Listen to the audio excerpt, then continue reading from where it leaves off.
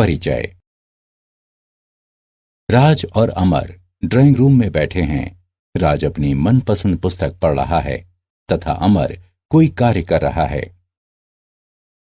अमर, मैं तुमसे कुछ पूछना चाहता हूं। आखिर ये कैलकुलेटर कैसे कार्य करता है? ये सभी उत्तर सही सही कैसे दे देता है? हाँ राज, मैं तुम्हें बताता हूं। कैलकुलेटर डायोडों के जुड़ने पर कार्य करता है। डायोड एक अर्धचालकीय प्रक्रम है तथा इसे ऑन ऑफ करने के लिए प्रयोग किया जा सकता है। जब किसी डायोड को किसी विशेष प्रकार से व्यवस्थित किया जाता है तो वह विशिष्ट परिणाम देता है। धन्यवाद अमर, मुझे कैलकुलेटर की आधारभूत संकल्पना समझ में आ गई है। छात्रों, आज हम अर्धचालक इलेक्ट्रॉनिक के बारे में विस्तार से अध्ययन करेंगे।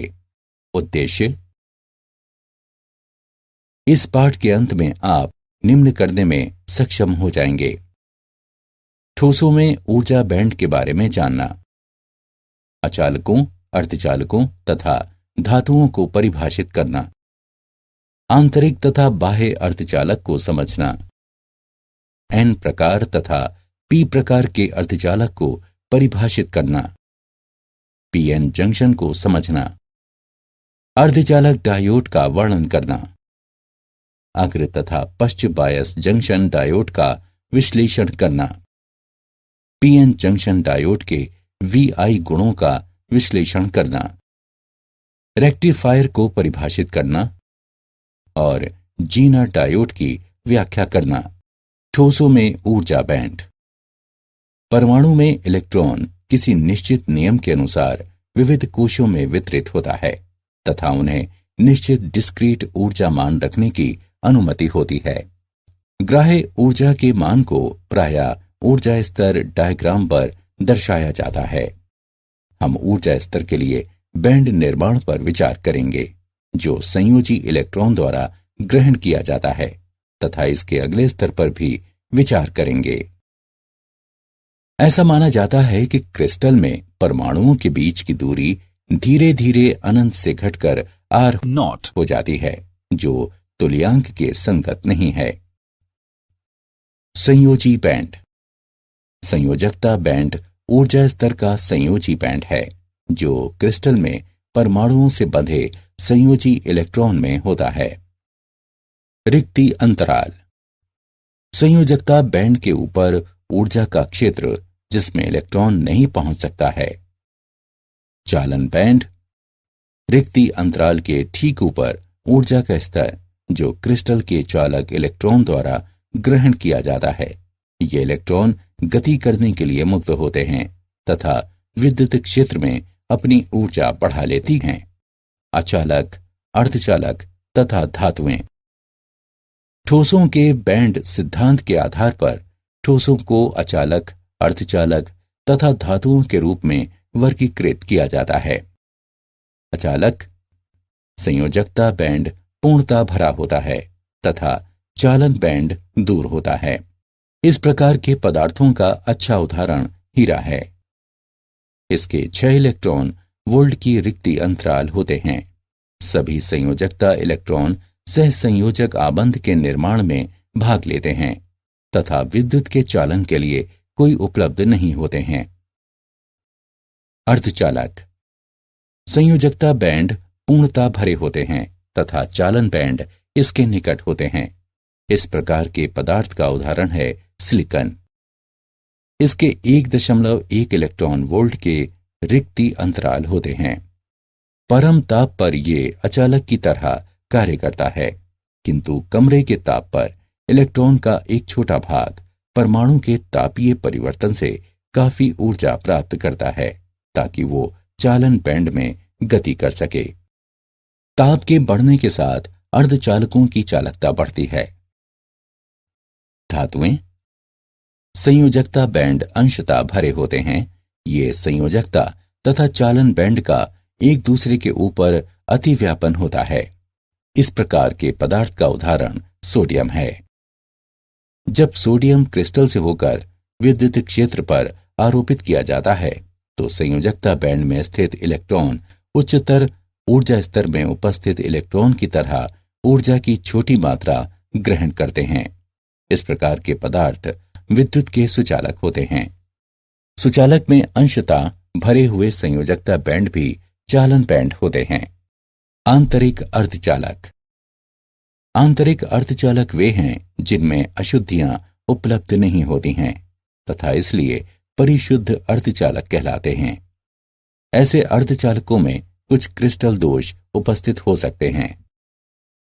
जब अर्धचालक को 0 केल्विन ताप पर लाया जाता है तो ये अचालक की तरह व्यवहित होता है तथा उच्च ताप पर संयोजकता बैंड से चालन बैंड में इलेक्ट्रॉनों के तापीय उत्तेजन के कारण चालन करता है। उदाहरण जर्मेनियम तथा सिलिकॉन। चलिए सिलिकॉन पर विचार करते हैं, जिसके 4 संयोजकता इलेक्ट्रॉन हैं। ये 4 सहसंयोजी आबंध बनाते हैं। सहसंयोजक आबंध बनाने में जो इलेक्ट्रॉन भाग लेते हैं उसे संयोजकता इलेक्ट्रॉन कहते हैं। यदि कुछ ऊर्जा दी जाए तो सहसंयोजक आबंध टूट जाते हैं, इलेक्ट्रॉन बाहर आ जाते हैं तथा मुक्त रूप से विचरण करते हैं, जिसके परिणाम स्वरूप सहसंयोजक आबंध में रिक्त स्थानों का निर्माण होता है। ये धनावेश वाहक के रूप में जाने जाते हैं तथा इन्हें होल कहते हैं। संयोजकता आबंध में चालन इलेक्ट्रॉनों की संख्या रिक्त स्थानों की संख्या के बराबर होती है। बाह्य अर्धचालक। बाह्य अर्धचालक वो होते हैं जिनमें अशुद्धियां बड़ी मात्रा में उपलब्ध होती हैं। अशुद्धियां तृतीय ग्रुप या 5वें ग्रुप के तत्व हो सकती हैं। बाह्य अर्धचालकों में उपस्थित अशुद्धियों के आधार पर उन्हें 2 प्रकारों में विभाजित किया जाता है।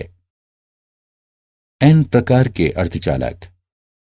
जब किसी शुद्ध अर्धचालक क्रिस्टल में पेंटा संयोजी अशुद्धि को मिलाया जाता है तो ऐसे क्रिस्टल को N प्रकार के अर्धचालक कहते हैं। P प्रकार के अर्धचालक। जब किसी अर्धचालक क्रिस्टल में तृतीय ग्रुप के तत्व को मिलाया जाता है तो ऐसे क्रिस्टल को P प्रकार के अर्धचालक कहते हैं। N प्रकार के अर्धचालक। सिलिकॉन क्रिस्टल को सुचालक बनाने के लिए इसके क्रिस्टल संरचना में आर्सेनिक, एंटिमनी या फास्फोरस जैसे अशुद्ध परमाणुओं को मिलाया जाता है। इन परमाणुओं के बाह्यतम कोश में 5 सहसंयोजी इलेक्ट्रॉन होते हैं जो दूसरे तत्वों के परमाणुओं से जुड़कर पेंटा सहसंयोजक आबंध का निर्माण करते हैं। जब विद्युत वोल्टेज आरोपित करते हैं तो ये 4 इलेक्ट्रॉन अन्य सिलिकॉन परमाणुओं से मिलकर बंध बनाते हैं तथा एक इलेक्ट्रॉन विचरण करने के लिए मुक्त रह जाता है।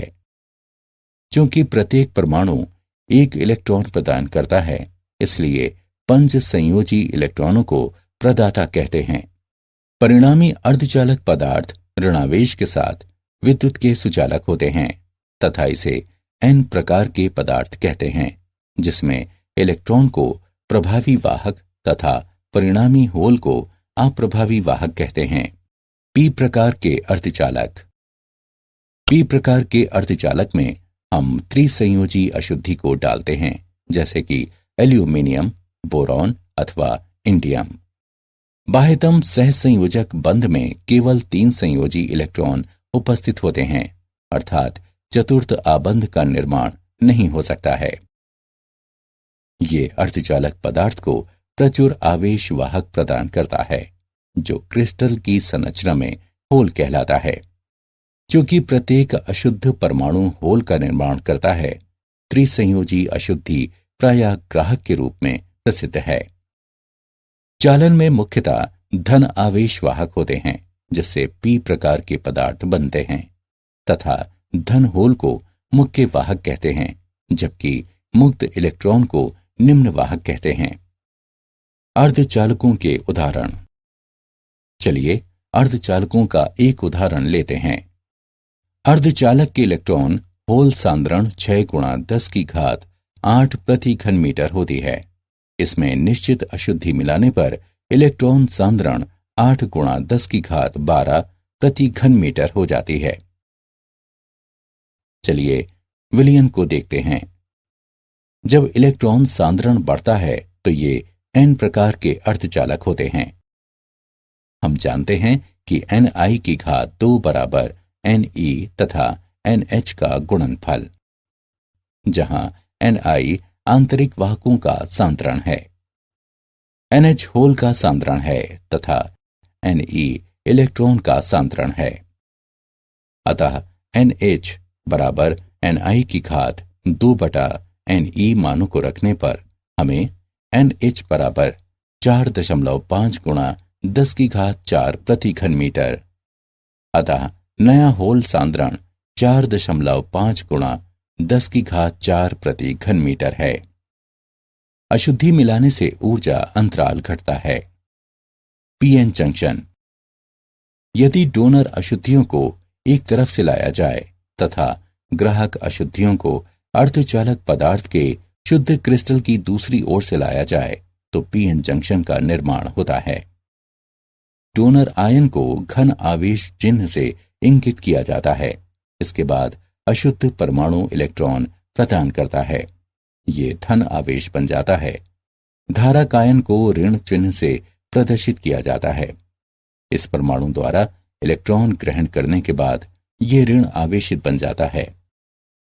आरंभ में पी प्रकार के पदार्थों में प्रचुर मात्रा में होल होते हैं तथा एन प्रकार के पदार्थों में प्रचुर इलेक्ट्रॉन होते हैं। पी क्षेत्र में होल जंक्शन की दाईं ओर विसरित हो जाते हैं तथा एन क्षेत्र में इलेक्ट्रॉन जंक्शन की बाईं ओर विसरित हो जाते हैं तथा पी क्षेत्र में होल से जुड़ जाते हैं। प्रत्येक ऐसे विसरण संयुग्मन घटना के लिए जंक्शन की बाईं ओर ऋण आवेश को प्राप्त करते हैं तथा दाईं ओर धन आवेश प्राप्त करते हैं, जिसके परिणाम स्वरूप जंक्शन के आर पार एक विद्युत क्षेत्र उत्पन्न होता है। क्योंकि जंक्शन के क्षेत्र में चालक आवेश कम होते हैं, इसे रिक्ति क्षेत्र अथवा अंतरिक्ष आवेश क्षेत्र कहते हैं। इलेक्ट्रॉनों को एन क्षेत्र से पी क्षेत्र में विचलित करने के लिए इलेक्ट्रॉन को eV0 ऊर्जा की ऊंचाई को प्राप्त करना आवश्यक है। होल को भी पी क्षेत्र से एन क्षेत्र की ओर विचलित होने के लिए समान ऊंचाई की ऊर्जा प्राप्त करना आवश्यक है। अर्धचालक डायोड। अर्धचालक डायोड किसी बाह्य वोल्टेज के अनुप्रयोग के लिए सिरों पर धातु से संपर्कित पीएन जंक्शन है। ये 2 सिरों वाला प्रक्रम है। सिरे पर तीर का निशान प्रक्रम के पी प्रकार के टर्मिनल के संगत होता है तथा आसान धारा प्रवाह की दिशा को इंगित करता है। यह धारा को एक ही दिशा में प्रवाहित करने के लिए निम्न प्रतिरोध युक्त 2 टर्मिनल वाला विद्युत यंत्र है तथा दूसरी दिशा में प्रतिरोध उच्च होता है। किसी डायोड का सबसे सामान्य कार्य है कि वो विद्युत धारा को अग्र दिशा में प्रवाहित होने देता है, जबकि पश्चिम दिशा में अवरोध करता है। अग्रदिशिक बायस जंक्शन डायोड।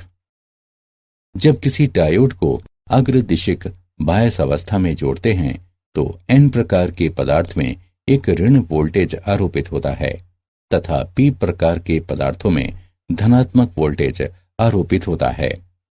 यदि ये बाह्य वोल्टेज अवरोधक से अधिक होता है तो पश्च अवरोधक पर नियंत्रण हो जाता है तथा धारा प्रवाहित होने लगती है। अग्र बायस अवस्था पीएन जंक्शन से होकर निम्न प्रतिरोध पथ को प्रदर्शित करती है, जो बायस वोल्टेज में केवल लघु वृद्धि के साथ डायोड से होकर बहुत उच्च विद्युत धारा को प्रवाहित होने देती है।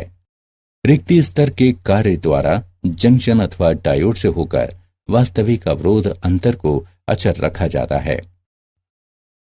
ऋण वोल्टेज इलेक्ट्रॉन को जंक्शन की ओर अग्रसर करता है या वहां से विकर्षित करता है तथा उन्हें अतिव्यापन के लिए ऊर्जा देता है तथा धन वोल्टेज द्वारा जंक्शन की विपरीत दिशा में आ रहे होल से जोड़ता है।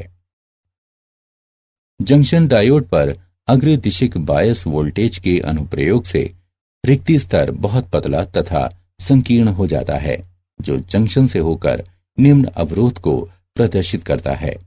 इस प्रकार उच्च विद्युत धारा को प्रवाहित होने देता है। वो बिंदु जिस पर धारा में अचानक वृद्धि होती है उसे नी बिंदु के रूप में स्थिर IV विशिष्ट वक्र द्वारा दर्शाते हैं। पश्चिम दिशिक बायस जंक्शन डायोड। जब किसी डायोड को पश्चिम दिशिक बायस अवस्था में संपर्कित किया जाता है तो N प्रकार के पदार्थ पर धन वोल्टेज आरोपित होता है तथा P प्रकार के पदार्थ पर ऋण वोल्टेज आरोपित होता है। N प्रकार के पदार्थ पर आरोपित धन वोल्टेज इलेक्ट्रॉनों को धन इलेक्ट्रोड की ओर जंक्शन से दूर आकर्षित करता है, जबकि P प्रकार के सिरे पर स्थित होल ऋण इलेक्ट्रोड की ओर जंक्शन के विपरीत आकर्षित करता है। इसके परिणाम स्वरूप इलेक्ट्रॉन तथा होल के अभाव में रिक्ति स्तर बढ़ता चला जाता है तथा एक उच्च प्रति अवरोध पथ उत्पन्न होता है जो बिल्कुल अचालक की तरह होता है। पश्चिम बायस अवस्था PN जंक्शन को उच्च प्रतिरोध प्रदर्शित करता है तथा जंक्शन डायोड से होकर बायस वोल्टेज में वृद्धि के साथ वास्तव में शून्य धारा प्रवाहित करता है। यद्यपि एक बहुत कम धारा जंक्शन से होकर अवश्य प्रवाहित होती है जिसकी माप माइक्रो एम्पियर हो सकती है। PN जंक्शन डायोड के VI गुण। अग्रदिशिक बायस में धारा तब तक पहले धीरे धीरे बढ़ती है जब तक कि डायोड से होकर वोल्टेज किसी निश्चित मान को प्राप्त नहीं कर लेता है। विशिष्ट विभव के बाद डायोड धारा डायोड बायस वोल्टेज के बहुत लघु वृद्धि के बावजूद भी तेजी से बढ़ती है। इस वोल्टेज को थ्रेशोल्ड वोल्टेज अथवा नी वोल्टेज कहते हैं। पश्चिम दिशिक बायस में डायोड के लिए धारा बहुत लघु होती है तथा बायस में परिवर्तन के साथ भी हमेशा अचर होती है। ये पश्चिम दिशिक बायस पर धारा अचानक बढ़ती है। ये वोल्टेज ब्रेकडाउन वोल्टेज कहलाता है। वर्धक। प्रत्यावर्ती धारा को दिष्ट धारा में रूपांतरित करने के प्रक्रम को वर्धन कहते हैं तथा इस रूपांतरण के लिए प्रयुक्त परिपथ वर्धक कहलाता है। क्रिस्टल डायोड वर्धक के रूप में प्रयुक्त होता है। दो प्रकार के वर्धक परिपथ प्रयोग में आते हैं। अर्ध तरंग वर्धक। अर्ध तरंग वर्धक में प्रत्यावर्ती तरंग के धनात्मक या ऋणात्मक अर्ध गुजरता है जबकि अन्य अर्ध को रोक दिया जाता है। पूर्ण तरंग वर्धक। पूर्ण तरंग वर्धक संपूर्ण इनपुट तरंगों को इसके आउटपुट पर एक अचर ध्रुवण पर रूपांतरित करता है। अर्ध तरंग वर्धक। प्रत्यावर्ती धारा संकेत जिसका वर्धन होना है उसको स्टेप डाउन ट्रांसफार्मर के प्राथमिक सिरों P1 तथा P2 से संपर्कित किया जाता है। द्वितीयक सिरों में से एक सिरे को जंक्शन डायोड के P क्षेत्र से संपर्कित किया जाता है, जब दूसरे सिरे S2 को श्रेणी क्रम में जुड़े लोड प्रतिरोध RL के साथ N क्षेत्र से जोड़ दिया जाता है। आउटपुट वोल्टेज को लोड प्रतिरोध RL से लिया जाता है। द्वितीयक सिरे S1 तथा S2 से होकर प्रत्यावर्ती इनपुट वोल्टेज प्रत्येक अर्ध चक्रण के बाद ध्रुवण को परिवर्तित कर देता है। इनपुट प्रत्यावर्ती वोल्टेज के प्रथम अर्ध चक्र में S2 की तुलना में सिरा S1 धनात्मक होता है। इस अर्ध चक्र के दौरान डायोड अग्रदिशिक बायस होता है तथा इसलिए डायोड धारा को A से B में प्रवाहित करता है। अन्य अर्ध चक्रण के दौरान सिरा S1 सिरा S2 की तुलना में ऋणात्मक होता है।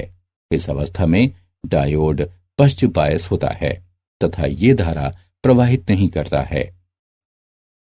इस प्रकार धन अर्ध चक्र के लिए लोड प्रतिरोध RL से होकर विभवांतर होता है तथा ऋण अर्ध चक्र के दौरान विभवांतर नहीं होता है तथा लोड से होकर आउटपुट पल्सेटिंग दिष्ट धारा होते हैं। पूर्ण तरंग वर्धक। पूर्ण तरंग वर्धन के लिए दो जंक्शन डायोडों का उपयोग होता है। इसमें दो डायोड D1 तथा D2 होते हैं जिसके N सिरे N1 तथा N2 सिरों से एक दूसरे से जुड़े होते हैं। प्रत्यावर्ती धारा संकेतक जिसका वर्धन होना है उसको पावर ट्रांसफार्मर के प्राथमिक सिरे P1 तथा P2 से जोड़ दिया जाता है। डायोड के P क्षेत्रों में P1 तथा P2 को ट्रांसफार्मर के द्वितीय सिरे S1 तथा S2 से संपर्कित कर दिया जाता है। आउटपुट को लोड RL से लिया जाता है। द्वितीयक S1 तथा S2 से होकर AC इनपुट वोल्टेज से प्रत्येक अर्धचक्र के बाद पोलैरिटी बदल लेता है। इनपुट प्रत्यावर्ती सिग्नल के प्रथम अर्धचक्र में टर्मिनल S1 धनात्मक होता है तथा S2 ऋणात्मक होता है। तब डायोड D1 अग्रदिशिक बायस होता है तथा डायोड D2 पश्चदिशिक बायस होता है। अतः डायोड D1 से चालन होता है जबकि डायोड D2 से नहीं होता है। डायोड D1 के कारण धारा की दिशा A से B की ओर होती है। दूसरे अर्धचक्र में टर्मिनल S1 ऋणात्मक है तथा S2 धनात्मक है। डायोड D1 पश्चिम दिशिक बायस है तथा डायोड D2 अग्रदिशिक बायस होता है।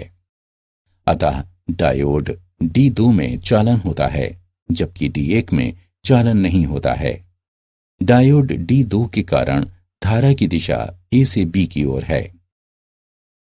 अतः इनपुट प्रत्यावर्ती धारा सिग्नल के लिए आउटपुट धारा एक दिशी पल्सज सतत श्रृंखला होती है। Zener diode. जेनर डायोड पश्चदिशिक उचित रूप से मिश्रित क्रिस्टल डायोड है जिसमें ब्रेकडाउन वोल्टेज तेज होता है तथा जो ब्रेकडाउन क्षेत्र कार्यान्वित करता है। जब किसी क्रिस्टल डायोड पर पश्चदिशिक बायस क्रांतिक मान के पार बढ़ जाता है तो ये ब्रेकडाउन वोल्टेज कहलाता है। पश्च धारा एक उच्च मान तक तेजी से बढ़ती है। जेनर वोल्टेज मिश्रण की मात्रा पर निर्भर करता है। कम मिश्रित डायोड में उच्चतर ब्रेकडाउन वोल्टेज होता है। जेनर डायोड के मुख्य गुण हैं। जब इसका अग्र बायस किया जाता है तो इसके गुण सामान्य डायोड की तरह ही होते हैं।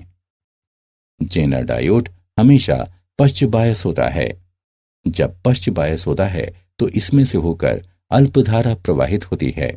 ये धारा एक निश्चित क्रांतिक वोल्टेज तक अचर रहती है जिसे टर्न ओवर वोल्टेज कहते हैं तथा धारा तेजी से बढ़ती है। पश्च वोल्टेज जिसके लिए धारा पश्च गुण के रैखिक भाग पर किसी बिंदु के संगत होती है जेनर वोल्टेज कहलाती है। मूल्यांकन। आगे बढ़ने से पहले चलिए जानते हैं कि आपने कितना सीखा है। सही विकल्प को उठाकर उसके संगत स्थान पर रखें। क्या आप जानते हैं कुछ पदार्थों को अर्ध अचालक के रूप में वर्गीकृत किया जाता है। इनकी विद्युत चालकता विद्युत अचालकता के निकट होती है।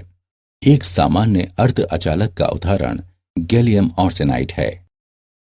किसी इलेक्ट्रॉनिक युक्ति के लिए सिलिकॉन दिल की तरह है।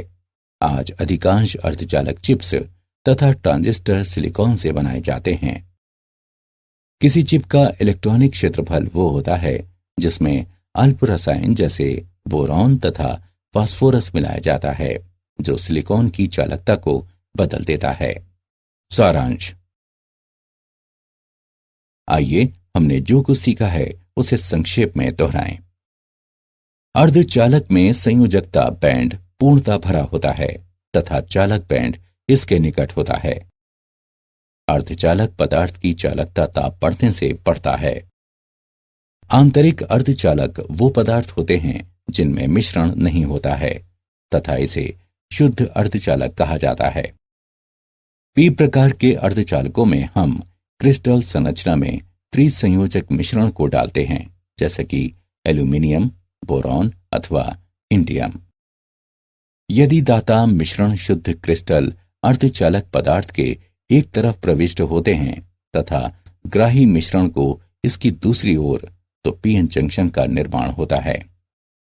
एक अर्धचालक डायोड मूलतः धात्विक संपर्क के साथ पीएन जंक्शन है जो बाह्य वोल्टेज के अनुप्रयोग के लिए अंतिम सिरों पर जुड़े होते हैं।